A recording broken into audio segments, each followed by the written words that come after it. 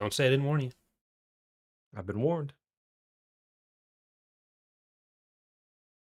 All right. Hello there, everyone. Welcome to another episode of Tapcaf Transmissions, the only Star Wars podcast hosted by myself, Corey, and my elocutive co-host, Mr. EckhartsLadder.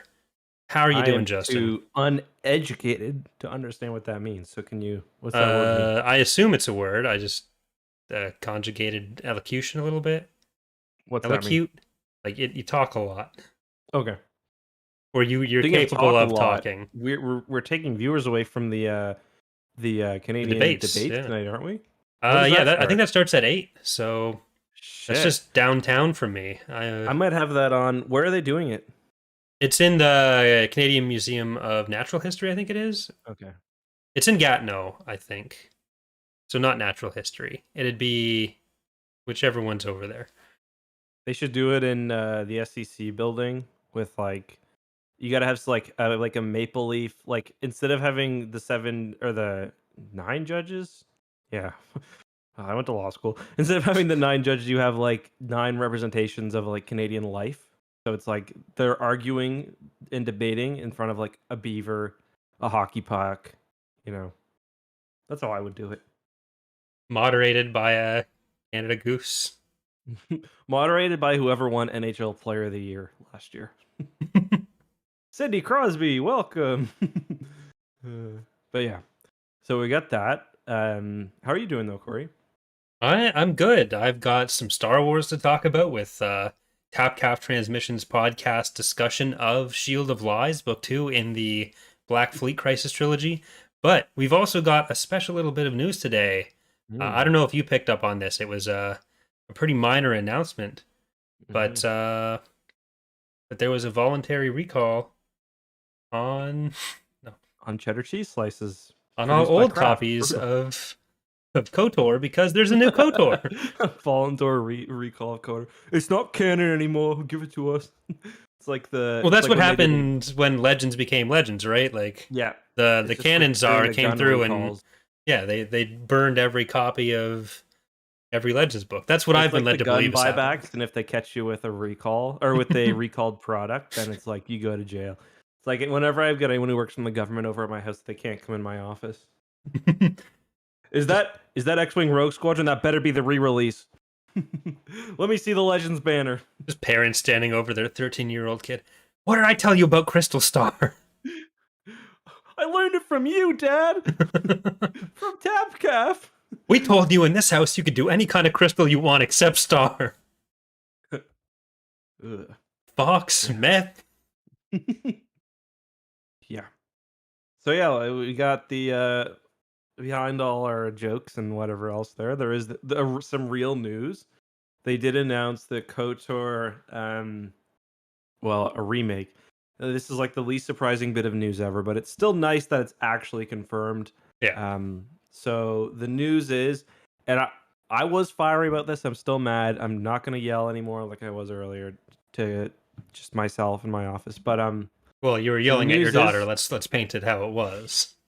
no, no, You never. broke your phone. It was She just broke my phone by smashing it. okay. Blame the 1-year-old, right, for breaking your phone. Yeah, she's 10 months. But Same so thing. the news is KotOR Remake. It seems like it's still in very early stages of development. We don't know how deep of a remake it'll be, what they'll change. At release, it seems like it's going to be exclusive to PS5 and PC, probably. Been a little bit of obfuscation there, but I think that's the way it's going to go. And yeah, probably Xbox sometime later.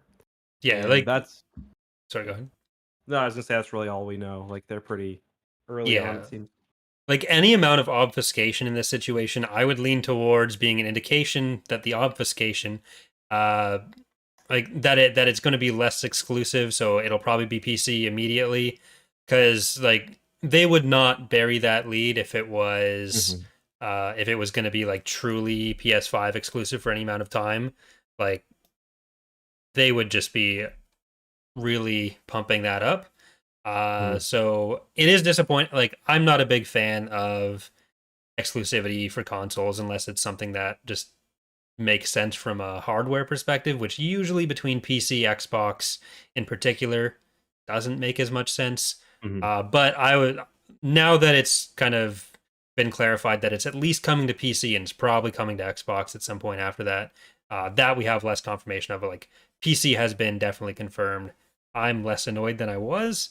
But yeah. Yeah, I'm less annoyed too. It's just it's frustrating because like for me, console exclusivity is a reward to companies that take like risks on indie devs. Like that's the best way it should work. Right. Or smaller devs or big projects that require a lot of funding. Like, Halo is a good example and obviously Microsoft still holds the exclusivity to that because they were the ones who supported Bungie back in the day, and arguably like Bungie could have probably went like their original with Apple, I believe. But anyway, like to me, that's how it's best work. And in this case, why I don't like it is because like this is not you know some indie paintball game that's Mhm. gonna get like 50,000 sales. Like this is one of the biggest video games of all time being remade. um, Yeah. it's like they had infinite partners who would not require console exclusivity, and it's like this is to me it just feels like they're wringing money out of a franchise that they've already gotten a lot of money out of, and nothing wrong with that. I'm happy they're remaking it, but to the detriment of fans, basically, because there are a Right. lot of people who don't have. It seems like it will eventually come to Xbox. Not You're right. That definitely does soften it all a little bit. It's just kind of annoying. Yeah, like even if it was a new game within Star Wars, but like a new title, Mhm. then I think there'd be even less of a negative reaction to some level of exclusivity. But because like KotOR originally came out Xbox exclusive, and that was at a time when exclusivity was a lot more common. Mhm. But like the thing that really makes it weird here was just like this is a game that's already been on so many different platforms, and it's a remake of that, so it just seems really weird to choose that to limit it, especially when it's the first thing we're really hearing coming out of Lucasfilm Games, other than the announcement of Ubisoft's game. So Mhm. One of the big questions that everyone's been asking too is it Legends or is it canon? And I initially assumed Legends, and that's what the StarWars.com article, that's how I read it, but apparently it's actually not been confirmed yet. So this could actually be a canon game. I personally am not super concerned either way. Um, but yeah, they haven't said. yeah, so it'll definitely be Yeah. something we talk about a lot as we get more news. But just before we move on to the book, is there anything that you're hoping that they do change about KOTOR? Like, are you hoping for just a straight graphical upgrade, or would you want to see some change to any game mechanics with it? Yeah, so everyone yeah, I mean, I want it to be a lot more. I want a lot more than a graphical upgrade because they've re-released it with HD graphics and slightly up textures and stuff. For me, like imagination can fill in the rest. The cutscenes and stuff would be cool, but like, yeah, I want a new game basically. I want a new game with the same general story. But even for me, the story doesn't have to be the same as long as it's kind of the same vibe. I think would be is kind of what I'm looking for. I'm not. I think I'd like to keep it an RPG. A lot of people are saying, "Oh, just make it an action game." I really enjoy the RPG elements of KOTOR, even if they do keep it like because it's basically just a tabletop system with dice rolls and everything. It's kind of unique in that way. But yeah, what about you? Yeah, I'm hoping there's at least a bit of a rework to how combat works. Like Oh I yeah, they definitely could make it better. Yeah. Yeah. I wouldn't want it to be too substantially changed. I don't think they'd be going that direction either. It doesn't seem like that's what Espear does ever. So, They uh, did say they sorry to interrupt you, but they did put out an interview an hour ago, and they says the game will be built from the ground up, maintains the integrity and story, but it will be on another level than anything Aspire has done in the past. okay. So that's good because that could mean that the like I love tabletop RPGs. I play a lot of them, but Mhm, there are some significant differences to how tabletop RPGs even work that kind of mhm. detracts from how combat and KOTOR works. Like I don't hate combat and KOTOR, No, me but neither. I don't like it either. So It's also hard for somebody to just even if you play other RPGs, it's kind of hard to understand a lot of it. Like even character building can be kind of intimidating, I think. Yeah, like But when I did my last run through, when you start off the game, it was like missing literally everything, hmm and it's not a very engaging combat system hmm in a lot of how it's presented. Uh, Especially because like you move out of sequence, but then the attacks are in sequence, and then moving takes you it's completely out of very combat. Like very clunky. Yeah, it's something that that's very it different like from how moves in and out tabletop of being works. turn based and stuff. Yeah, Yeah, yeah. like the most intense KotOR combat you have is when you're leaving turn sequence to run around a table and throw some nades at someone, Yeah, or which to I get think, that stem off or yeah, whatever. which like I'd prefer finding a way to not have that. hmm Like I've been playing Mass Effect recently, and they didn't really seem to have to upgrade much when they did Legendary Edition. Uh, No, they didn't upgrade much at all. yeah, and that's a game that could get by how it is, but I don't think Mm. I think KOTOR like just misses that Yeah, mark. like Mass Effect 3, they didn't change anything. Mass Effect No, 1 got some reworking. yeah, Because like I was on the council when we were testing it before the game came out, and they were like Mass Effect 1, but even that, it was mostly just balancing. Like the sniper was changed, for example, and whatnot. But like with 3, they hardly touched it. So yeah, it should be interesting, I think. I was gonna say something else. I don't really remember what, but um, yeah, combat is definitely the one thing that everyone points to. I mean, a lot of it does feel dated, so that will hopefully they can update that while still keeping the kind of charm of the original game. yeah. Well, we'll see what happens. Definitely excited for it, so we'll keep an eye on that. There's not really a huge amount to talk about with it yet, which is why we spent It's 10 probably minutes on it years already. off. It's probably like a But 2024 thing, would be my no, guess. I don't think it'll be that long. No, okay. No, I'm gonna put money down November 13th, 2021. Oh, okay, that's a bold prediction. Yeah. Oh, did you watch the new Matrix trailer today? I did. I know Anything? you've been big on the Matrix for the last few months, actually. But Yeah, I've been thinking about doing a rewatch because you should. They're good. I watched them. I think first year of university, I went out and bought some DVDs. I think I got ID'd to buy them. Oh yeah, well, one of them is R. I think the second one's rated R. There was one movie that was like, I think it was like PG 13 or 14, and I got carded for it. It's like, what the fuck? The second one has like nipples and stuff in it. Wow. Okay. Yeah, yeah. But I mean, I can't imagine anything more grotesque. I like I was watching the trailer and I was thinking I didn't remember enough from what happens in 2 or 3 to understand like how they could get back to this point. Because I Like remember Trinity from is dead at the end 3, of 3. yeah, and the all the robots are exploding and something, but yeah. hmm Yeah. Okay. With that being said, should we get into? Is there anything else you want to talk about before we get into the story? I will mention. I kind of fucked up the podcast uploading. We were a week behind. We're gonna upload this on Saturday, and we should be back to normal. That's my fault. I thought, yeah, it Yeah. was just my fault. So we are changing that a little bit actually. For the last few, we've basically been uploading them the day the next episode is being streamed. So Mhm. everything would be a week behind on the audio. But now we're going to be trying to release on Saturday, which we were doing before. But we should be moving Back back on to it. Saturday audio releases, so it'll be a bit more synced up for people who are sometimes audio, sometimes video.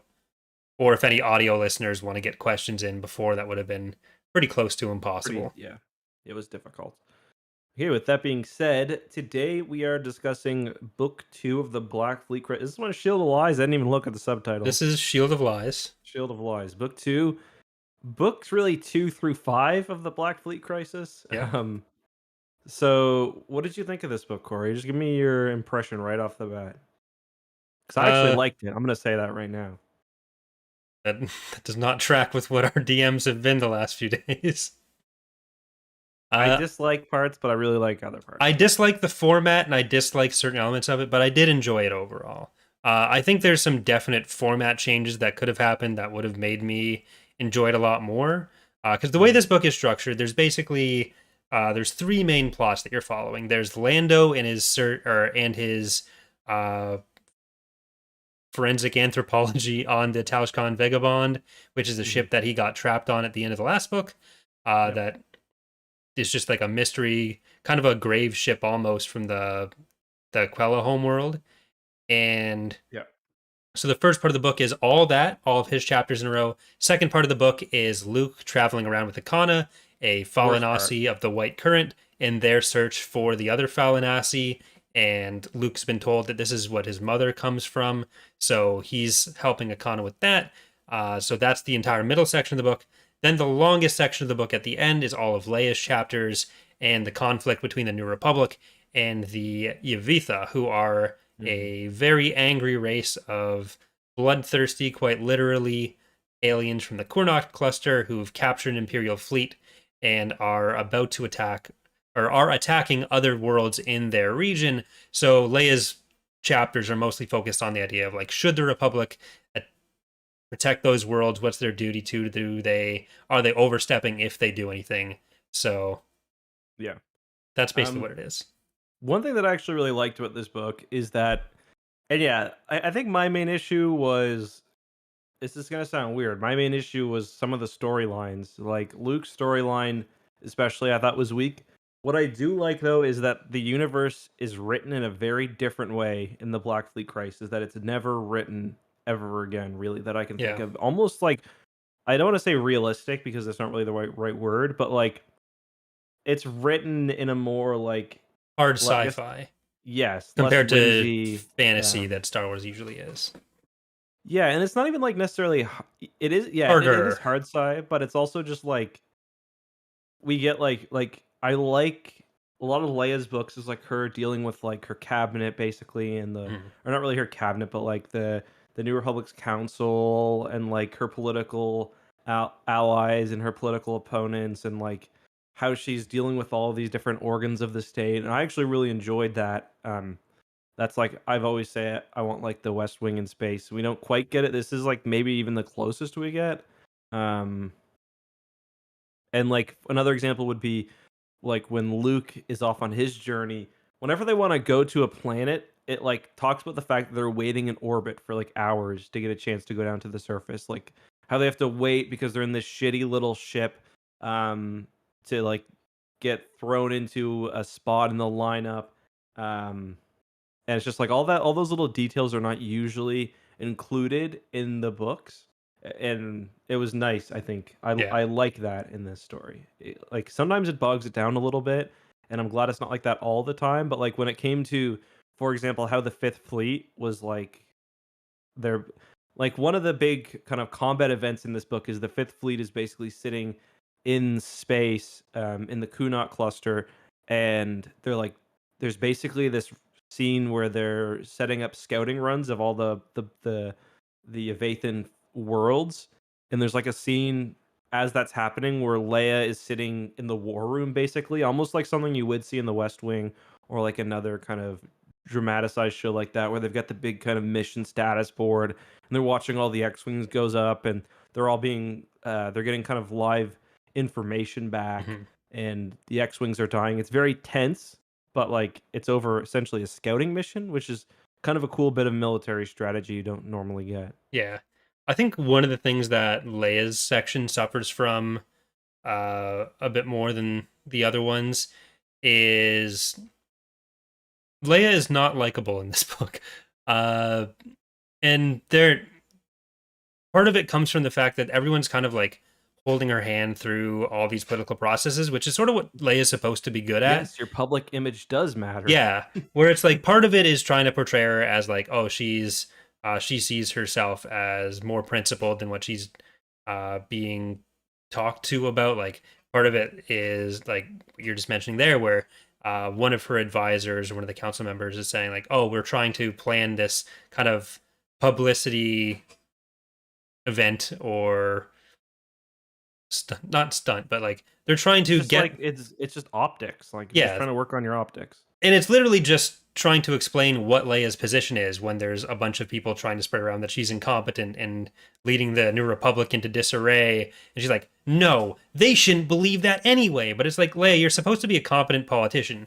And part of what she's like, part of the explanations from other people about how the government works to Leia are supposed to be like their explanations to us as the readers about how the government works, but it ends up making it feel like Leia's president for the day and won a competition that Yeah. isn't an election and hasn't been doing this for so long. And especially when you compound that with the fact that Ben Kilnom points out, like, Leia, the rest of us have kind of served from the lower levels of government. You've only ever known government from the top. Then you'd expect her to know the inner workings of her cabinet a little bit better, or what she's Mhm. going to get from any advisors. So that just seems like the first 1,000-ish parts. So I'm reading the ebook version. It didn't have page counts, but the first half of Leia's section is more her being kind of annoyed at everyone trying to get her to explain herself, or the fact that she is in any way accountable to people. And the second part, it clears that up a little bit more, because there's a bit less explanation of, like, this is how the government works. Mhm. But it is part of it that I didn't love about her section. It's also a little frustrating because I felt almost like the book went out of its way to not use other bits of like legends. Like we talk about how some authors are really good at like even if it's just a little reference to a character who appeared, like Kevin J. Anderson does that sometimes. Like if there's, like if there's someone in the New Republic that is going to be on Leia's council, he'll try to find somebody who's mentioned somewhere else, whether like in the Thrawn trilogy, something else he's written. When in this book, it's like every single character on Leia's cabinet, Mhm. and like I looked it up. Like every time a new character come up, I look it up and be like, oh, this person was Leia's advisor during the Black Fleet crisis, and you look down to appearances, and it's like never before, never again. And I found that a little bit frustrating because it makes the book feel a little disconnected from everything else. And in a way, it sort of is because there has been a bit of a time jump since we've got a book really from this perspective, like to this degree, probably since the Thrawn trilogy, really, since we've got a super heavy, like New Republic politics story.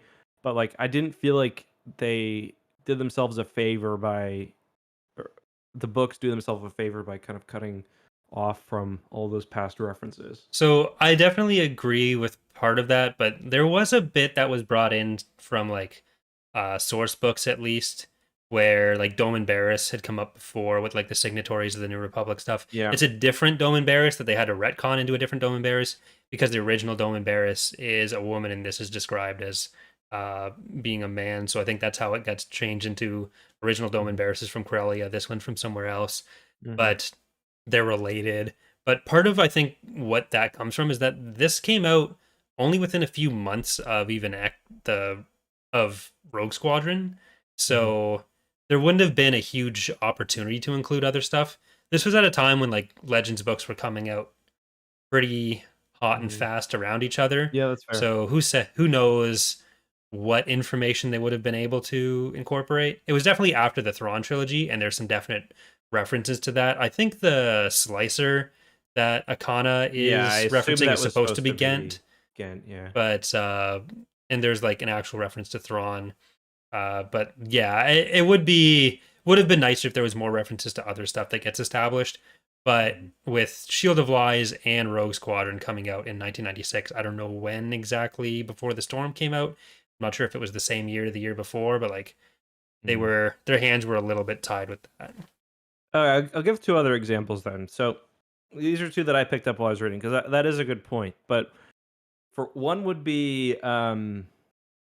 so you know how Lando when he's inside the ship he's got that little maintenance cart that he uses basically to hold the hole open when he's cutting through the hull. Yep. So that breaks and they find it and they're like, oh, this belonged to X and X, one of Lando's old associates.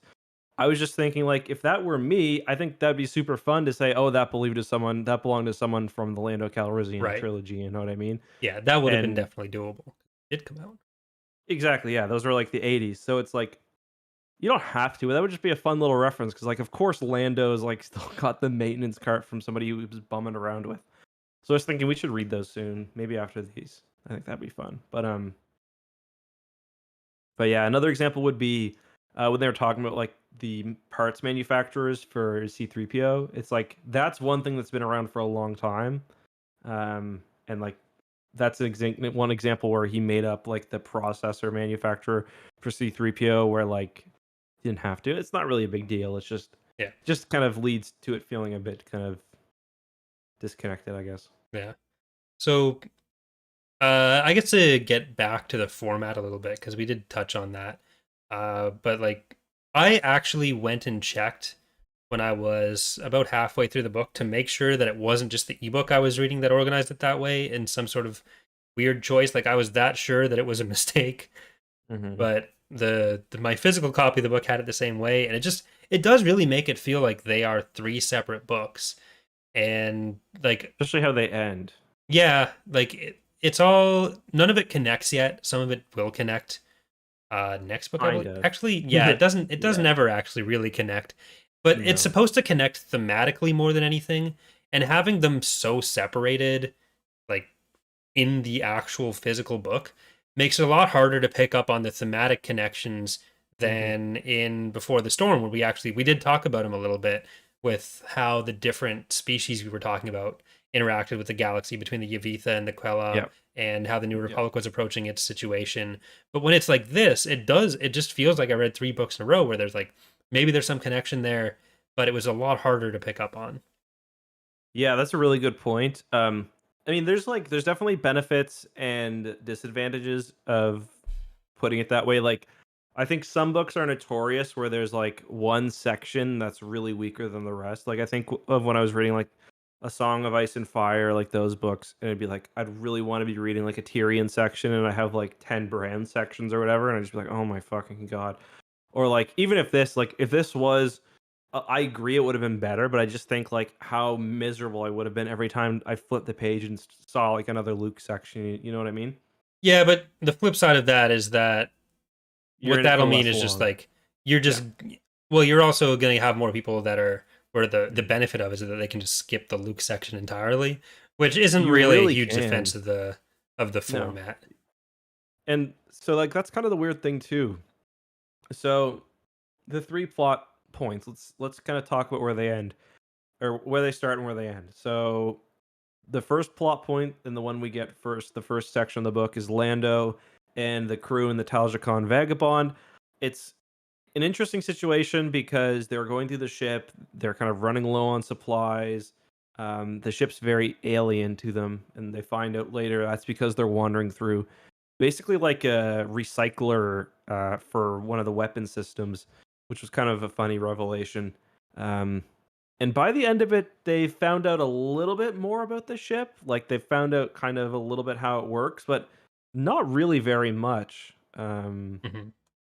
And then with the Luke section, basically that I think is probably the one where the least happens. He's with Akana, and they're kind of going through the galaxy trying to find her sect, and they really are not very further along. She does find her father, however, he's basically so fucked up on drugs that he's got no memory anymore.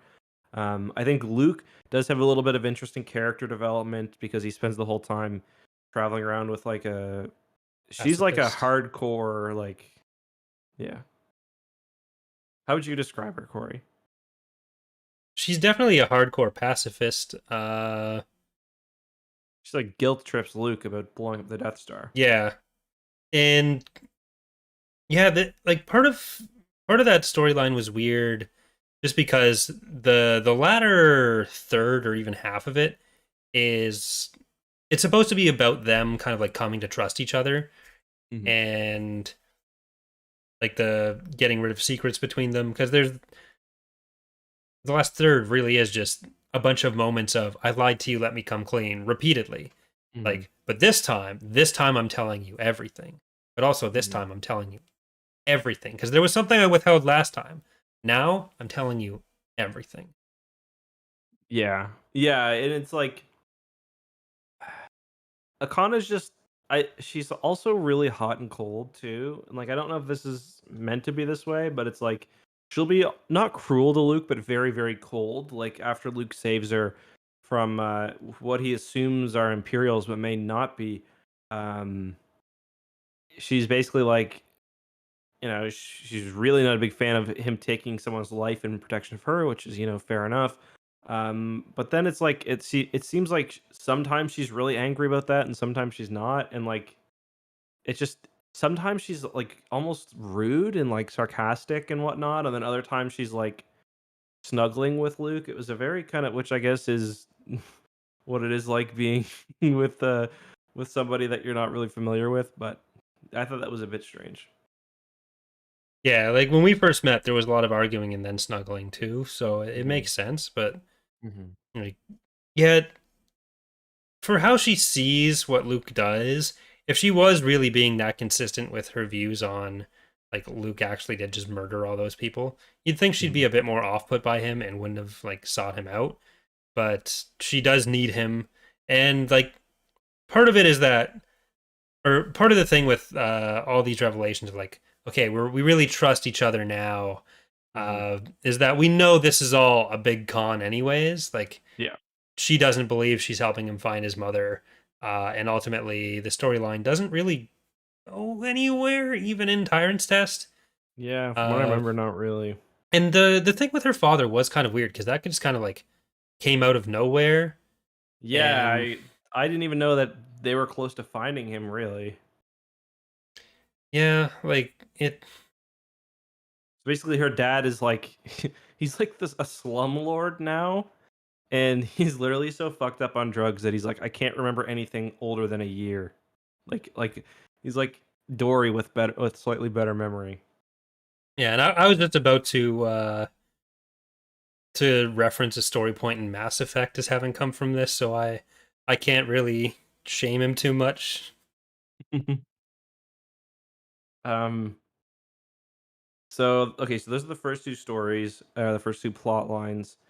One thing that I thought was really weird about the first one, and I guess really this whole book, and I kind of mentioned this to you when we were messaging, is how like this book is also really focused on like characters making big leaps of like logic and like them talking through how they find things, and it's like everyone is very familiar with like mathematics and science, how everything works on a ship, how the hyperdrive works. And like I guess fair enough, but like there's one point where like Lando's doing like a cubed like exponent in his head and like mad division and like mental math, and it's just like everyone in this book's kind of low key a genius, but also not at the same time. Did you Yeah, find that too, or yeah, there were definitely elements of that, and like it's definitely kind of felt like uh the author was trying to show off at some points? I don't know. I don't think I got quite that from it, but like it's definitely more overt in that it's trying to tackle bigger ideas than you might expect from a Star Wars book than other books in Star Wars that kind of do the same thing. Hmm. Uh, so it was a bit annoying having like every character, every conversation with them being kind of uh, just Like they'll them talk through spewing like their the philosophy. yeah. Or even like I guess an example would be like normally in a Star Wars book it would be like we set up the sensor, but in this book it would be like Lando looked at the wall. He's like, "Oh, because of Mott's law and the cubed in the dimensions of this room," and Lando did the math and he Yeah. cubed 6, and it's like that means that waves will bounce off this wall. However, because of the Streisand effect, it's like That wall will okay, then like delete its social media. yeah. Yeah. It reminds me of I don't know if you've ever seen the movie Black Dynamite, Mm-mm. but it's got a really funny part where it's like riffing on those kind of movies where the whole group's sitting together and they like figure out the big mystery. It's like the killer left breadcrumbs and he's like, bread, cereal's made out of grain, grain, and he's like, grain is sometimes in fields, fields, Larry Fields, the Okay, killer's yeah. Larry Fields, like that, and it's like, yeah. Yeah, like I think that also contributes to a thing where the book almost feels too sterile. Mm-hmm.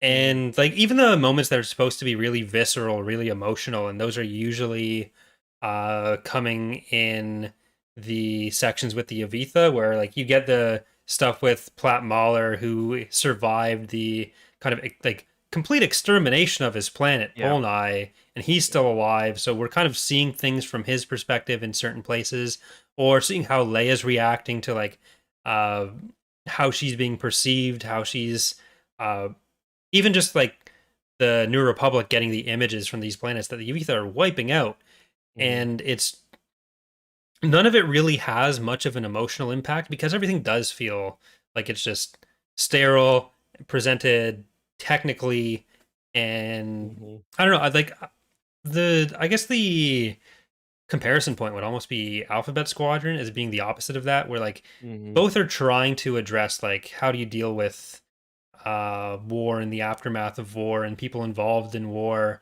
And and like like that book's all feelings, and it's like feelings for an entire chapter. yeah, well, it doesn't just go that way, but like Hmm. it's you get a better sense of the views of each character from what they do and how they act rather than just uh like you get kind of Chass's view of the world more from how she's acting than from how Akana just says, I don't like violence, but also I'm going to act no different towards you for the rest of our time together than if I did Hmm. like violence. And you'll Hmm. only know that I don't like violence from me bringing up that I don't like violence. Yeah. Yeah. No, yeah, you're right. That's a good comparison. I don't know. Like, I'm not. I'm kind of happy that this book exists, though, just because it is Yeah. very different. Yeah, I don't And dislike it. It's just we're no, here to and both the sides. mil. No, totally, I agree. But like the military stuff, especially, like I really enjoyed Yeah. that. Where it was like, usually like when you read Star Wars military stuff, it's like it's very bare bones. But this is like, they're talking about like logistics and like I don't know, lots of interesting stuff that I enjoyed. Yeah, like there's a very clear thing with each of the military scenes of like if we do this, stuff is going to get fucked up. Like we're going to lose people. That actually means something, rather than just good guys are going in to save the day. Yeah. Yeah, it's like we're not gonna win because you know we ran out of scout droids. Yeah, It's like, which is okay, yeah, makes and sense. it sounds like minor, but that stuff's important. It's something you literally never hear about in other Star Wars books. So it is really cool that it's Hmm. covered how it is. But there, as much as I do think or agree with you that like the Luke and Akana sections are the weakest, there is part of it that spoke to me on a level that I don't think most people will appreciate. Uh, Bureaucratics, and like no, why would that speak to me? Or I don't know. they Does go he to a live in planet called Ottawa? they go to a well, this does have to do with where I live or Okay. have lived, but they go to a planet Hmm. called Tyr, which has Hmm. one thing that people go there for, a big rift. People go there, they see it, Oh no. and it's the locals say go the way the tourism is done is go see the rift, then go home because no one Hmm. fucking wants you there. And growing up in Niagara, I can just relate to that on a much deeper level than I think a lot of Yeah, people where's the reading this Tier book. Wax Museum? Although Ugh. I guess there is a similar, like the Jabba. They got like a fake version of Jabba's palace, which is like, Yeah, I was like, how do they know everything that went on there? But like that's kind of like that would something that would be in that's something that would be in Niagara yeah, Falls. Anyway. yeah. So that really shot up the Luke and Akana section Hmm. in my view because they got that perfectly right. Yeah. The problem with it was that the rest of the planet did seem like livable and habitable, whereas the rest of Niagara Falls is just complete shit. So Part of the problem too is also like it's it's purposely so exhausting, like their journey, because they're in like the slowest ship ever. Like they spent like like weeks traveling between planets because they're just in this fucking bucket. Like every planet they're like driving or flying for like 3 days at like sublight speed just to get out of like the gravity well and past the safe zone where he's like, yeah, if I was in the Falcon, I could have just fucking jetted out here, no problem. yeah, there was something else that came up in the more military side of like how dangerous it is to just hyperspace jump and how disorganized that can get, Hmm. which didn't I kind of like that, but I don't know how well that fits with how like everything else works, where like hyperspace is just a normal thing everyone does. I don't know if it's Yeah. just it like it seems to be that the difficulty would come from doing an organized or deep jump. Hmm. Uh, but like it seems like stuff was getting lost on the way or having its hyperdrive blow up when these are things that civilian cars or civilian ships also have. Hmm. So I don't know if that really landed for me. I I thought it was funny how like everything the Fifth Fleet does, which is like the Fifth Fleet is the New Republic's like new like very advanced fleet, all new warships. Everything they do, they're like, yeah, we lost a ship. Like it's like, yeah, our Yeah. crews are blew out in engines, so it's like they're gonna maybe meet us next It's, week. it's going home.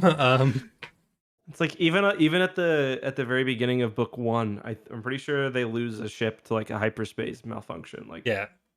a collision, and it's war games. There's not even a real enemy. Yeah. Someone was brewing some coffee and accidentally drained all the hydraulics from the ship, so we're leaving. Yeah. So I thought that was kind of funny. There was also a funny little section. Well, not really funny, where there's this like group they're going to like try to find information about the quell. So they go to the home world and they're like, oh, we don't need special people to drill through the ice to get this sample because they're trying to get the Quella's full. I guess they just want a biological sample, so they have their DNA and whatever else, and they just cause a massive avalanche and bury themselves. It's Yeah. like all that chapter is about them burying themselves and Too eager. them all dying. Yeah, Well, too eager. there uh there was one other thing with the Platt Maller storyline where he wants to, so this is during the Leia section. Platt Maller's the survivor from one of the Avethan genocides, and he's a Gran. So Mm-hmm. he's in the hospital, and Akbar takes a personal interest in him. And so Akbar shows up in his hospital room. He's like, I'm going to stay here until you wake up. And the Yeah, guy wakes up, he's like, how am I going to pay for all this? And Akbar says, you're the not New in Republic's America got you anymore, covered. son. Well, that's the thing. I was unclear on Akbar's comments of like, was he saying the New Republic is going to take care of this for you? Or the New Yeah, Republic takes for care of sure. this for you? No, he was definitely referring to just him. Yeah. Okay, Yeah. so you It's got like if that you're too. not in the New Republic, like you better have. I was trying to make an Obamacare Leia care, but I don't know if I can. Organa care. There you go. Yeah. Or else you're fucked. We domestic policy never really gets covered in Star Wars. No, did you find that? I thought this book kind of made the early New Republic power a bit confusing. Like this made it seem like Leia had more executive power early on than I kind of felt like she did. Did you get that too, Early or on, is in like like early before. on in the before Mon Mothma retired? Like it almost seems like yeah, I don't know. Like to me, this kind of ignored Mon Mothma was chief of state for a long time. I'm not. I'm not sure what you mean. Like I don't know. I just like it talks about her giving like an address like early on, like when the New Republic was formed, and like I was just thinking like why would Leia be the one doing that? Well, it seems more like they were talking about a bunch of speeches being given by different rebel leaders. I don't think that was really taken away from Oh, Mon okay. Mothma, because like the book does Like it give a also lot seemed of like there was Mon some Mothma sort of flowers. Where it's like, yeah, oh, it she seemed like never there was had some this sort of problem. reorganization too in the New Republic, like when they Yeah, moved. Yeah, I mean there obviously was because they have the provisional council, then yeah, they moved to chief of state. But yeah, yeah. Because it's like the ruling council is essentially what the old ruling council was, but now it's just supervising the president, or not supervising the president, but like meant to hold the president accountable. But Mhm. like, there's a lot of executive powers that Leia does seem to just have, Yeah, uh, and not quite know how to use.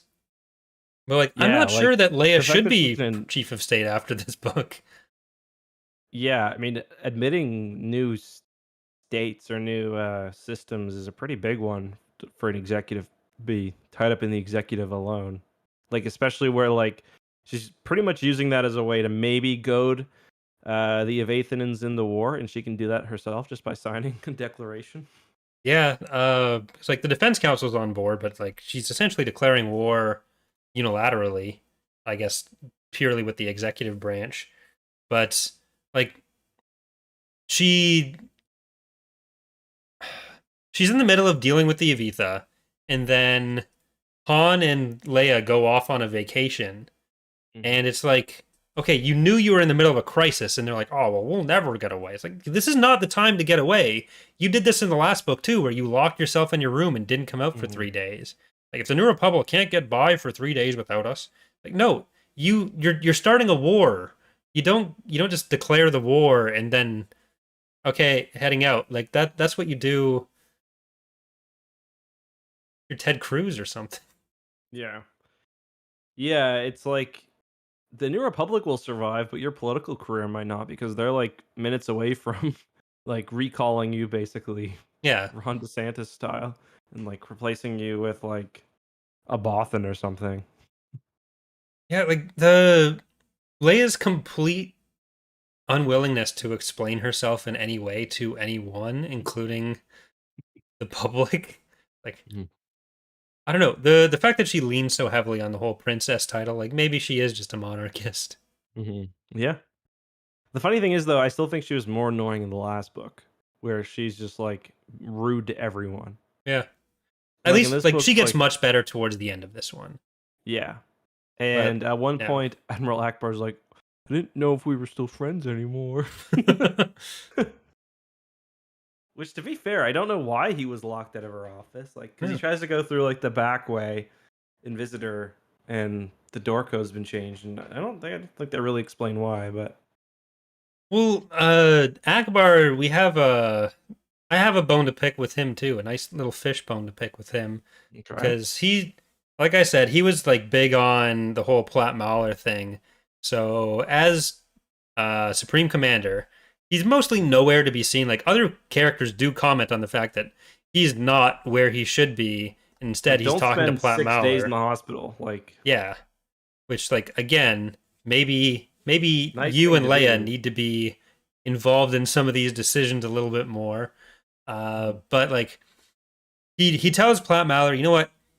You go if you want to sign up to be a starfighter pilot, you go do that. And Akbar pulls him up in the Akbar mobile to the recruitment office, sends him in. Plat Mahler's gone for a few minutes, comes back, is like, I got rejected. So Akbar swims his little fish ass in there. And He's like, yells at two how random like, dare you? it's like he's like you wrote these laws. Yeah. Like, Yeah. The guy's like, okay, so first off, not a New Republic citizen. Mhm. Second off, is an Imperial citizen. What do you Since mean he when can't join their Starfighter Corps? Since when do That's we turn racist. away willing people? Like, sir, does Akbar think that guy wrote these procedures? It's like, no, your office probably wrote them because you've been the Supreme Commander for 20 goddamn years. And do you want to just give away the fighters to every Imperial who comes in? Like, you don't need fighter pilots as much as you did during the rebellion. So, like, we didn't turn away people who were willing to fly. We used to send them in untrained and under-equipped back in the good old days Yeah, and I with specifically no remember them vetting. almost turning Luke back in episode 4, but whatever. They didn't let the former CIS members join unless they disavowed. Mhm.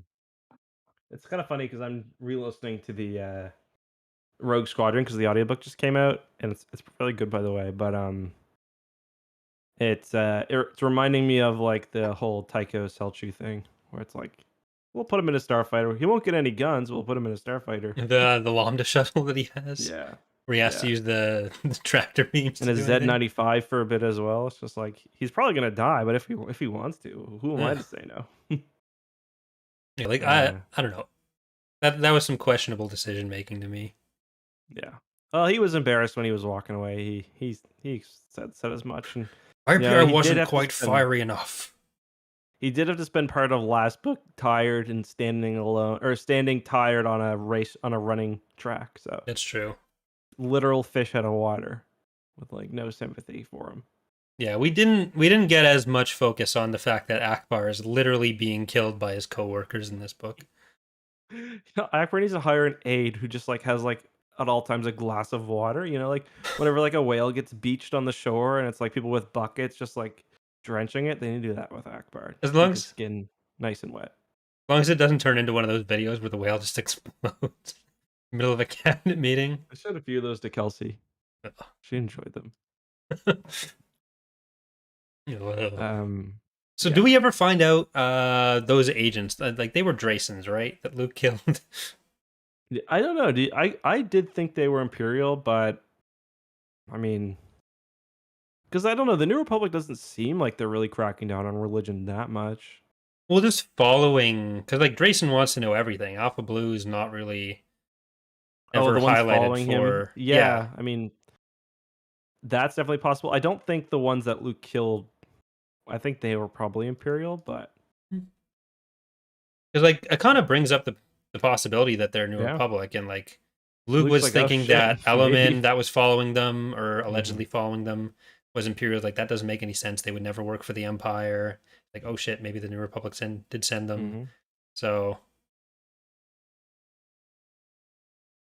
Yeah, I like that part. That was cool. but yeah, there's still a whole book of tyrants testing. So we haven't talked about the Well, Avithi yet. yeah, So I do was you want gonna to get to say them the next? Evita are pretty crazy. Half the book is just this Nilspar being really horny. Yeah. Like he's always horny. Like he's always like stroking his flaps. I don't even remember what they're called, but he's just always just like I just imagine him just like standing there and just like twiddling his nipples. Like Like we that's just do yeah, we do is get what I the imagine. first the first Yavithan victory Mm. over the New Republic at Dornick 319, Hmm.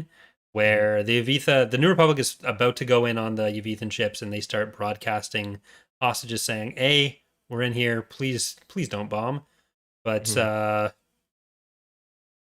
Reminded they me yeah of like a Vagari thing. That's what they do yeah sometimes, but yeah they put them literally on the outside of the ship so you can see them. yeah. So a lot of the New Republic pilots were just like it says just enough people kind of turned away at gunnery stations or in their Hmm. fighters to prevent any major damage from happening to any Yavithan ships, and that's kind of like the main thing the Yavitha actually do in this book. Because the New Republic puts out their warning, like, if you guys keep doing this, we're coming in. It's not very cool, Smack you down. and they get smacked down in return. But Han is Hmm. going out with a new task force Hmm. because everyone decided he'd be an unbiased and Yeah, it's like we need someone who Leia doesn't have too much like holdover. Let's get her a husband. Well, Like, speaking of characters that get brought in from Trusa Bakura, we got some Kundertals, and from the Corellian trilogy, I guess, hmm. Senator Kundertal, who was just painted as like huge fucking racist Hmm. and Yeah, absolutely useless human being. he was like, "Who cares if the savages kill each other? Like, let's let the savages kill each other, and we'll ally with the strongest one." Yeah, he was And saying Leia's like, like, "That's not super cash money of you, my dog." and like when a bot gets replaced, he's like saying, I forget what slur he used to describe a bot. He's like, the alien doesn't want to kill the alien because they're aliens, but he uses Yeah, some which other seemed terms really like unfair. Like a Buck gets treated really poorly in this by because this is the everyone. second trauma he's had about leading the Fifth Fleet. Um, and I don't think he really did anything wrong. Like No, his strategy was fine. It was like his pilots that let him down. Like they were in a position to like even Nil Spar says as much. Like if that like hadn't worked with the slave there, sorry, the detainees, like that task force is going to be wiped out. So like yeah, yeah. yeah, it's painted as like Talfron doing a really smart thing as far as the Hmm. strategy goes from the Yavithan side. But yeah, Abad gets treated really poorly. Hmm. Then Senator Paramis is using a recording of Kundertal, who's in on these higher level planning sessions, because I think he's on the Defense Council. Uh, Hmm. he leaks that information to the Yavitha, which is part of how they're able to prepare in the first place. Hmm. Or that's how they capture Han, actually, not Yeah, the that's how I initial get on. preparations. Yeah. But yeah, so the Yavithan side, we can talk about Han a bit more. But the Yavithan side is mostly just horny Nil Spar going on parades, Slaughtering people, slaughtering taking new people, lives, taking new. So is the birth brood cask? mates. Do the do the female Yavithans like? Do they pop out a birth cask and then he like I don't think so. I think that was just like that's their womb and they sit in a room while their womb is. yeah, and then their womb turns gray and stops working. Yeah, so the Gray Death is like their version of menopause. Yeah, because the wife was still alive after the Grey Death. Yeah. Because at first I thought it was like, oh, her skin turns gray and she dies, but no. For one, their skins are already kind of gray. Not to be racist or anything, but yeah. And he was like, yeah, like she's not useful. We keep her around. She's jealous that I'm having sex with 15 other women. Yeah. Speaking of, we both picked up on this. Yeah. They talk about how like Luke could have like a million progeny and how like he could be kind of repopulating the Jedi Order, and I'm like, she's not wrong. Although you'd have 1,000 potential Darksiders running around. Um, but then she's got one kind of disturbing line about how like we used to tell jokes about how Palpatine was busy during his nights. I expected you to try to bed me by now, basically. And then he I was does like, right after that conversation. yeah, but like, I don't know, like to me, I'm trying to like, gauge the amount of like romance between them, and it's like they're doing a lot of touching, but like Well, not a they're lot. role playing as husband and wife on their adventures.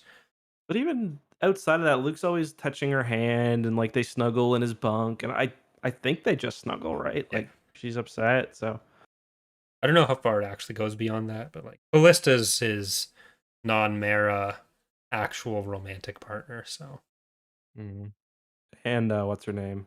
Um, Lumaya, Shirabri, I guess. But the and um, what's her name from Bakura? Gary L. Capra, Captason. Yara Caprison, yeah. I mean, is that really any like I was like that's That was more that was like a him. crush. That That was like was me more referring to my one-sided. my grade 7 girlfriend as one of my great loves. Hmm.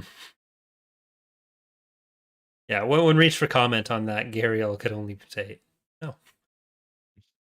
But then Luke does kind of adopt her daughter, so Mm-hmm. And then kind of lets her fuck up her life. yeah. Um, any other notes you had though? Let me just check mine. I don't think I had any other notes.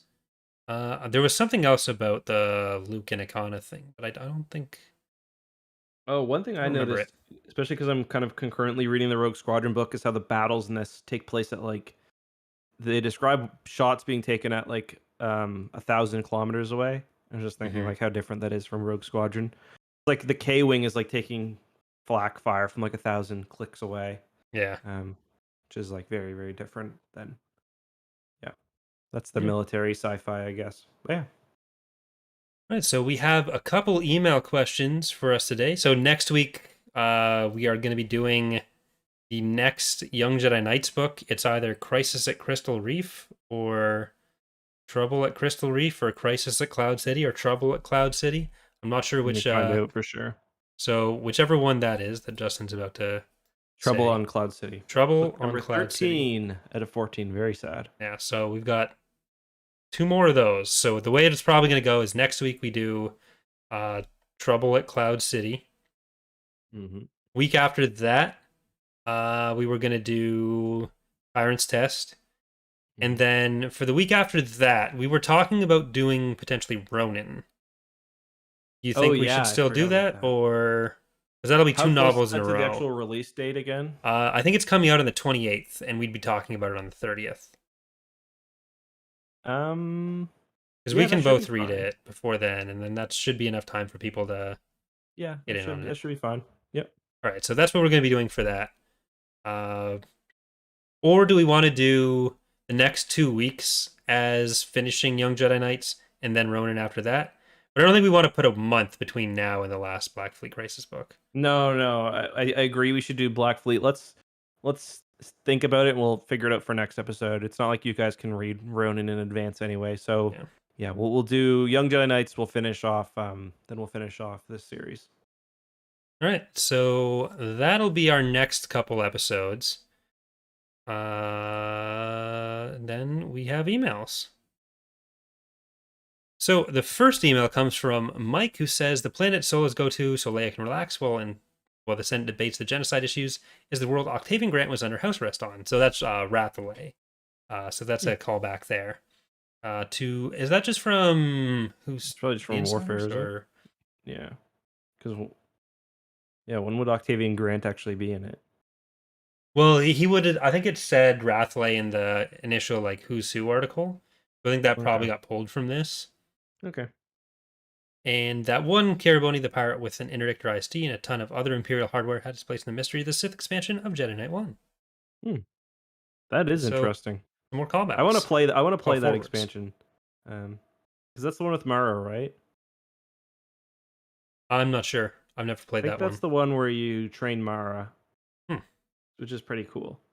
Yeah, Kyle Katarn trains Mara in that in one of the expansions. I think it's that one. The expansions for that game are pretty long, like 10 levels, I think. I really want to. One night I just started playing Jedi Knight 1 to capture footage for a video I was doing on X2, and I ended up playing like the first 6 levels. I was like, well, I was a bit worried because those games, because that one is like, there's a big jump in difference between Jedi Knight 1 and then Jedi Knight 2. Like the first one, or the second one's, well, Jedi Knight is the second Dark Forces game, but it's like still like a DOS game and stuff. Yeah. Like it's like a Doom clone. Well, not as much as the first one, but it is, And those games are hard. So, like when I got through the first level and I still had like all my shit and really good supplies, it's like fuck it. I got to like level 6. Nice. You go through like one level is just going to Kyle Katarn's dad's house, and it's just like fucking huge. But yeah, Thought I disowned you, son. yeah. Yeah, that's a good question. The next one is from Javier, who says, "Hello, Corey. And just noticed some similarities between Jason and Revan, both prodigies of their time, both served in horrific and galactic-shaking conflicts, changed their worldviews. Both had female mentors that changed their views on the Force. Yeah, that's very true. This might be. They just want to get. He wanted to get our thoughts on this. Yeah, I think that's a good comparison. Anything pops to mind for you, Corey? No, I think like the Kreia Lumaya comparison's kind of interesting there. Mm-hmm. Like Lumaya comes more from like outside of the direct Jedi and Sith hierarchies. Like I don't think Kreia really has a Sith master; just kind of gets to it herself. And Lumaya's more of like She Vader's just semi-apprentice. she And just then studies. She just studies on the weekends. yeah, there's definitely Yeah. some Yeah. common ground there. Next is from Chris, who says, "Dear Justin Corey, since NJO and prequels, the Republic and New Republic have been criticized by the fandom as corrupt and tyrannical state that deserves to fail. It doesn't help that both states, either Legends or canon, seem frequently to be anti-Jedi for no reason. Um, However, the Republic's incompetence is kind of necessary, as without any failings, there would be no plot. In your opinion, what would be the ideal galactic state to correct the flaws of the Republic?" Um, I don't know. Like I think, like you kind of pointed on, Chris. If you have the perfect galactic state, it doesn't make for good reading. Like, um, I Yeah, think like, yeah, the like part of why the New Republic has those elements does make sense. Like when you're reading it from the perspective of the books we do read, it kind of comes off as like, oh, why are you doubting these people? Because like, oh, we know who the heroes are, we know what they're trying to do. But from the perspective of everyone else, like the Empire came out of the Clone Wars with like the Jedi and Sith doing what they did, and the Jedi were this like impenetrable order. And like, there's a lot of reasons people would have to not trust a bunch of independent superheroes who are unaccountable. So as much as like Cal Omas trying to put the Jedi, he doesn't even really try to put them under the Galactic Alliance's thumb so much as make them in some way accountable. So if you yeah. kind of read it He's from not that as bad as perspective, Dala would be. yeah. Once you get to Dala and when Filet is in She's charge, just it's like like, Palpatine. yeah, that's really dumb. But like, there are places where the anti Jedi sentiment gets handled a little bit better. Uh, and I actually think Darkness is one of the better places for that. But there's also then just like the Fate of the Jedi, Dala kicking Luke out, and for some reason Dala's in charge, where it just it just We'll undermines talk about everything. that at some And like point. the Legends ends with the Empire just kind of back because yeah. Yeah. So I mean, the problem is all these they overthrow the empire, then have another government with a very strong like central force. Unlike in canon, they kind of go the opposite way, where they give systems a lot of power, and then I guess there is less of a big tyrannical government that can turn on you. But that's a good question. Next up we have Badger Whacker, who has a very interesting subject. Do we really need the 27th deep dive of why the prequel Jedi were wrong to limit or outright ban normal and healthy relationships slash emotions, especially now that we've had nearly 2 decades of stories across several media types telling us it's a bantha poodoo policy? This was in reference to the High Republic. I think not the one we've read recently, but probably the one before that. I'll just read this email. I'm just going to let it sit, I think. Broke. Criticizing prequel trilogy Jedi as a way to highlight issues with organized religion. Woke. Criticizing prequel trilogy Jedi as a way to highlight issues with the way corporations treat employees. Bespoke, using prequel Jedi's attachment policy as an allegory for Disney's mistreatment and repression of its young actors. Overall, liking Light of the Jedi and the High Republic comics, but as someone who's been a Star Wars fan for nearly 30 years, I find myself having to use the second of the above mentioned hot takes to get through portions dealing with attachment. Emperor's Black Bones, Jedi, and attachment. That duo is nearly as worn out as A New Hope's Owen and Beru. Yeah, Yeah. I Thank agree. you, Badger Whacker, for that entertaining email. And yeah, I mean, it is something that's been. I don't know. I think, yeah, it's a good comment. Do you want to read the next one? I think we got Garrett next. Yes. So Garrett's asking, in Legends, what way was it decided which authors got large amounts of influence over the universe at large? As something like Timothy Zahn versus Tom Veitch, or why we got the so-called Denning verse over something like Vonda and McIntyre verse.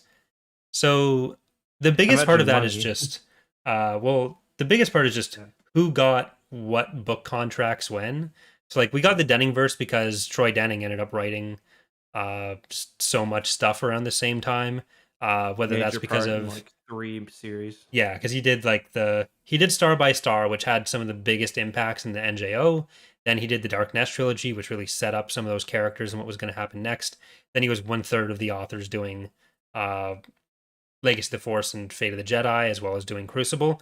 So I don't think there was any like uh, explicit decision of like Troy's our guy for the next little while. It's how those contracts came up. Maybe some of the other authors that they would have gone to were busy, or he had these book ideas and he pitched them, Mm-hmm. and that's just what ended up getting published when it did. Because like with the whole Timothy Zahn versus Tom Veitch thing, part of that is just a bigger like Bantam versus Del Rey discussion where like Timothy Zahn started off the Bantam, or not Del Rey, Dark Horse, where Timothy Mm-hmm. Zahn started off the Bantam side of things effectively. There was books before him, but as far as like the idea of Star Wars as a more Mass cohesive appeal. universe, Yeah. uh, yeah, where they want you to read this book and the next book and the next book. Uh, Mm-hmm.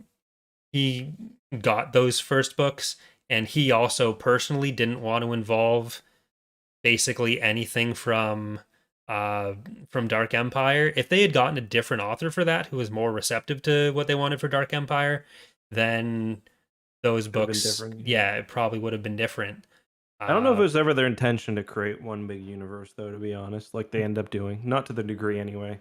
Not to the same degree, but like we've kind of had an evolution towards that over time. It wasn't just one moment where that was decided. Mm-hmm. But like the idea initially with the Star Wars books from like Heir to the Empire onward, when they got George, I think in particular, to agree to it, was the idea that like they were going to treat the books like these blockbusters and they'd follow up on Mm-hmm. each other. So there wasn't quite the idea of the expanded universe. It was supposed to be like one blockbuster book a year, Mm-hmm. but then it turned into, oh, we're actually writing 13 at the same time. So there was a bit more Yeah. attempts at consistency than there was before it, but there was still those rivalries between like, oh, Del Rey or Bantam's doing what they're doing, Dark Horse is doing what they're doing. Timothy Zahn was asked to incorporate stuff from Dark Empire. He didn't want to. He didn't really want to incorporate anything from anyone. So the books ended up getting moved to being before Dark Empire rather than after. But yeah. Just interesting to compare how different the Indiana Jones books are. Which like the Indiana Jones got its own kind of expanded universe around the same time. I'm just pulling up some of the books here because some of them have very fun names. Indiana Jones and the Dance of the Giants, Indiana Jones and the Sky Pirates, Indiana Jones and the White Witch, Indiana Jones and the Philosopher's Stone. JK, watch out. Indiana Jones and the Hollow Earth, The Secret of the Sphinx, Army of the Dead. Um, it's just like those are all kind of. I think they were all Bantam books as well. Um, yeah, Bantam, and they're very similar to like how kind of parts of the Star Wars EU are, but I guess they just never really evolved. Yeah. Yeah, that's interesting. Oh, this is I think our best email of the night. Uh so this one comes from Pinnacle, who says, "Hello YouTuber, how are you? We have a proposal for you. Listen. Proposal for mutually benefit cooperation between YouTuber and Pinnacle Studios. Our program is a raster graphics editor. All right. Well, thank you for that very personalized thought. We here Yeah. at YouTuber really appreciate your offer, but we're gonna have to It's respectfully decline weird it. how, like, I'm not 100% sure how they get our email because, like, we don't have a YouTube channel associated with this. Because No, it's like, yeah, so weird. I'm probably trying to figure because it's out in the description of the probably. videos here, but I also don't get that on my Datapad email yet. Me So, neither. I don't get the spam on mine either. So I'm but gonna I also blame don't put that in the Podbean. description. So, I think my email is always in mine. But anyway, the final one we get is from Joel, a common emailer. Joel. He says, "Hello, Tapcaf. How would you approach pre-High Republic era, or aka the Old Republic era? What would you keep? What would you streamline? What would you bring wholesale? What is your pitch to canon Old Republic era?" Corey, do you want to handle this one? just keep all of KotOR in Tor so I can keep playing expansions for it. I just Make find it it simpler. overwhelming, to be honest. Like, even to think Yeah, about. I Um, got nothing. yeah, like, it's hard now because the High Republic kind of pushed the timeline around a bit and like what the galaxy was like.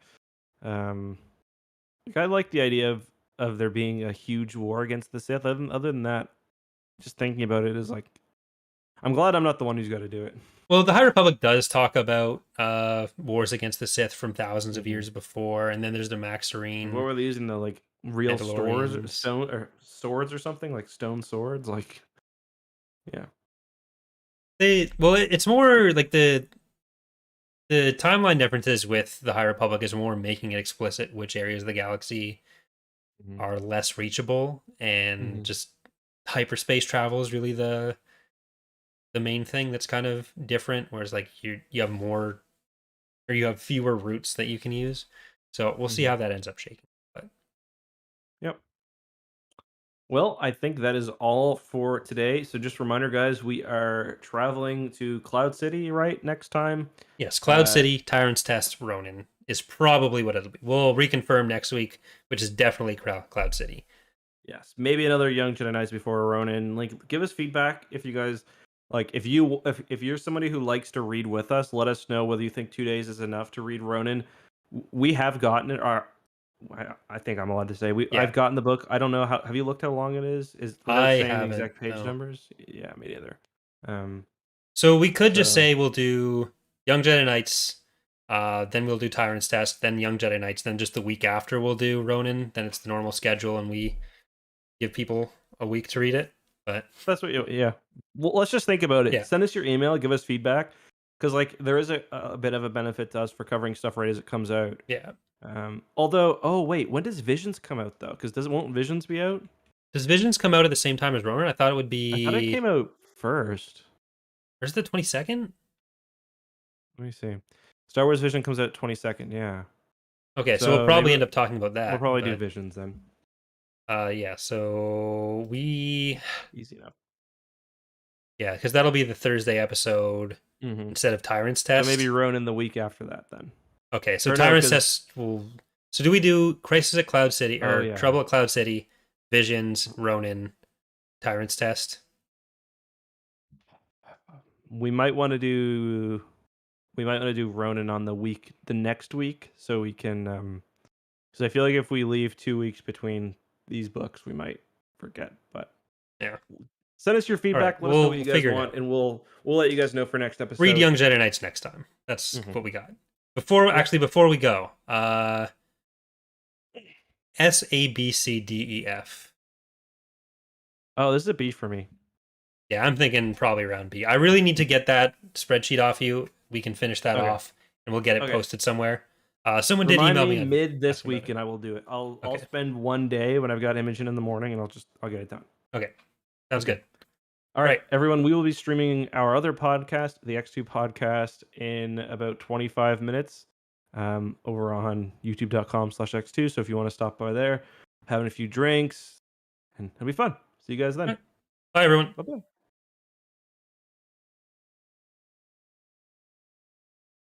It's recording.